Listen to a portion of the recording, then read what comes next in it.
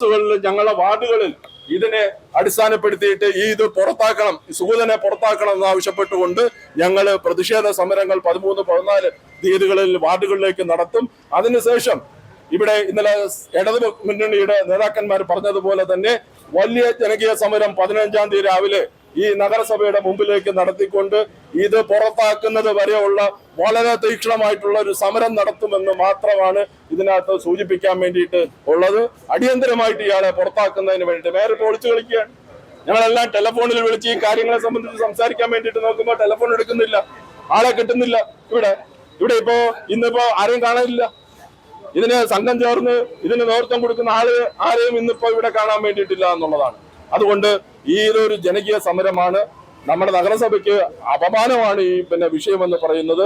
ഇത് അടിയന്തരമായിട്ട് ഇത് പുറത്താക്കൽ നടപടിയിലേക്ക് പോകണം എന്നുള്ളതാണ് ഈ സമരത്തിന്റെ ആധാരം എന്ന് പറയുന്നത്. നിങ്ങളെല്ലാം അനുഭവത്തോടുകൂടി ഈ പ്രക്ഷോഭം ഉദ്ഘാടനം ചെയ്യുകയാണ്.